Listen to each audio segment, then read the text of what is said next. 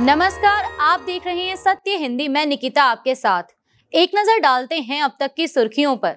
बिहार चुनाव से पहले एनडीए सहयोगी और हिंदुस्तानी आवाम मोर्चा के संस्थापक केंद्रीय मंत्री जीतन राम मांझी ने सीट बंटवारे को लेकर बड़ा बयान दिया है। मांझी ने कहा कि अगर उनकी पार्टी को 15 सीटें नहीं मिली तो वे अकेले ही 100 सीटों पर चुनाव लड़ेंगे। उनका दावा है कि बिहार की हर विधानसभा सीट पर उनकी पार्टी के 10 से 15 हजार वोटर मौजूद हैं। मांझी ने कहा कि इस बार उनकी पार्टी का लक्ष्य मान्यता प्राप्त दल बनना है, जिसके लिए कम से कम 8 सीटों पर जीत और 6% वोट जरूरी है। उन्होंने यह भी कहा कि पार्टी को बने 10 साल हो गए हैं, अब तक निबंधित पार्टी बने रहना अपमानजनक है। 2020 के चुनाव में उनकी पार्टी ने 7 सीटों पर चुनाव लड़ा था और 4 सीटें जीती थी। वहीं मांझी की इस मांग से भाजपा और जेडीयू पर दबाव बढ़ गया है। एशिया कप में होने वाले भारत और पाकिस्तान मैच को लेकर देश भर में विरोध तेज हो गया है। विपक्षी दलों के साथ ही आम लोग भी गुस्से में हैं और सोशल मीडिया पर मैच का बहिष्कार करने की अपील कर रहे हैं।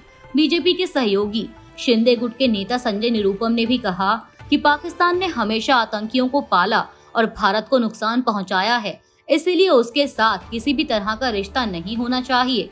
आतंकवादी हमलों में अपनों को खो चुके परिवार भी गुस्से में हैं और मैच को शर्मनाक बता रहे हैं। वहीं महाराष्ट्र में शिवसेना यूबीटी की महिला कार्यकर्ताओं ने सिंदूर के साथ सड़कों पर विरोध प्रदर्शन किया और पीएम मोदी को सिंदूर भेजने का अभियान शुरू किया है।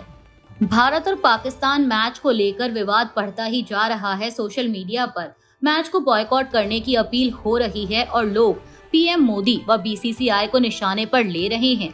इसी कड़ी में आम आदमी पार्टी नेता अरविंद केजरीवाल ने भी मोदी सरकार पर हमला बोला।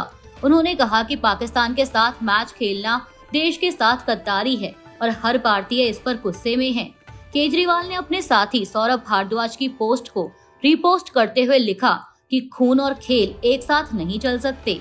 भारत और पाकिस्तान के बीच होने वाले मैच पर आम आदमी पार्टी सांसद संजय सिंह ने भी केंद्र की मोदी सरकार पर कड़ा हमला बोला है। समाचार एजेंसी एएनआई से बात करते हुए उन्होंने कहा कि पहलगाम में पाकिस्तान समर्थित आतंकियों ने हमारी बहनों का सिंदूर उजाड़ा और उसके बाद ऑपरेशन सिंदूर चलाया गया, जिसमें कई जवान और आम नागरिक शहीद हुए। उन्होंने सवाल उठाया कि जब सरकार खुद कह रही है कि ऑपरेशन सिंदूर अभी खत्म नहीं हुआ, तो ऐसे में पाकिस्तान से क्रिकेट खेलना कैसे सही हो सकता है। संजय सिंह ने कहा कि प्रधानमंत्री ने ही कहा था कि खून और पानी एक साथ नहीं बह सकता और आतंक व व्यापार साथ नहीं चल सकते, तो फिर खून और खेल कैसे साथ चल सकता है। एशिया कप 2025 में भारत और पाकिस्तान के बीच होने वाले मैच पर अभिनेता सुनील शेट्टी ने भी प्रतिक्रिया दी है। पत्रकारों से बात करते हुए उन्होंने कहा कि यह एक अंतर्राष्ट्रीय खेल है और इसके अपने नियम होते हैं।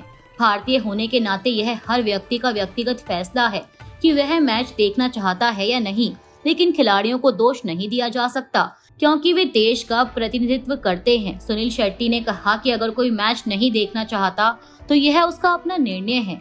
उन्होंने साफ किया कि यह फैसला बीसीसीआई का नहीं बल्कि अंतर्राष्ट्रीय खेल संगठन का होता है।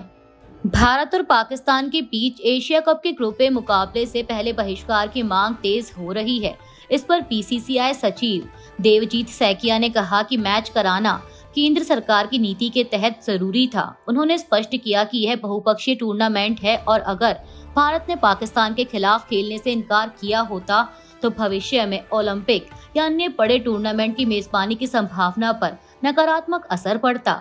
सैकिया ने बताया कि 2012-13 से भारत ने पाकिस्तान के साथ कोई द्विपक्षीय सीरीज नहीं खेली है और आगे भी ऐसा नहीं होगा, लेकिन बहुराष्ट्रीय प्रतियोगिताओं में भारत के पास विकल्प नहीं है। उन्होंने कहा कि बीसीसीआई खिलाड़ियों के करियर को खतरे में नहीं डाल सकता। सैकिया ने विश्वास जताया कि टीम इंडिया पाकिस्तान के खिलाफ जीत दर्ज करेगी और देशवासियों को गर्व महसूस कराएगी। नेपाल की अंतरिम प्रधानमंत्री सुशीला कार्की ने पदभार संभालने के बाद 3 अहम मुद्दों पर अपनी बात रखी। उन्होंने बताया कि हालिया हिंसा और आगजनी में तराई के सभी जिला न्यायालय, उच्च न्यायालय, सिंह दरबार और सर्वोच्च न्यायालय जलकर नष्ट हो गए, जिससे सभी रिकॉर्ड और फाइलें मिट गए और अब देश शून्य पर खड़ा है।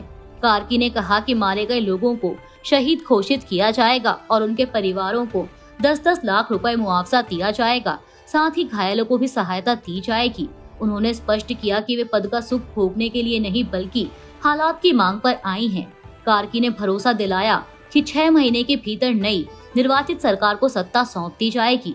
इस बीच पुलिस ने हिंसा के दौरान जेलों से भागे 10,000 कैदियों में से 4,000 को गिरफ्तार कर लिया है। प्रधानमंत्री नरेंद्र मोदी ने असम के दरंग में रैली के दौरान जीएसटी में होने वाले बड़े बदलावों की घोषणा की। उन्होंने कहा कि आने वाले दिनों में जीएसटी की दरें कम हो जाएंगी, जिससे रोजमर्रा की चीजें और सस्ती होंगी। पीएम मोदी ने बताया कि नवरात्रि से पहले यह सुधार लागू होगा और इसका फायदा हर परिवार को मिलेगा।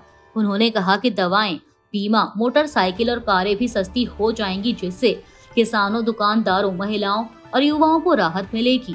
बता दें कि वित्त मंत्री निर्मला सीतारमण पहले ही ऐलान कर चुकी हैं कि जीएसटी की 12 और 28% दरों को खत्म कर दिया गया है और अब सिर्फ 5 और 18% की दरें लागू होंगी। इसे जीएसटी का नेक्स्ट जनरेशन रिफॉर्म बताया जा रहा है। लंदन में शनिवार को ब्रिटेन के इतिहास की सबसे बड़ी दक्षिणपंथी रैली हिंसा में बदल गई। कार्यकर्ता टॉमी रॉबिन्सन द्वारा आयोजित इस रैली में टेक अरबपति एलन मस्क ने भी वीडियो लिंक से भीड़ को संबोधित किया और विवादित भड़काऊ बयान दिए, जिसके बाद नेताओं और नस्लवाद विरोधी संगठनों ने उनकी निंदा की। मस्क ने दावा किया कि वामपंथी हत्या और हत्या का जश्न मनाने वाली पार्टी है और उपस्थित लोगों को चेतावनी दी कि आप हिंसा चुने या ना चुने, हिंसा आपके पास आ ही जाएगी।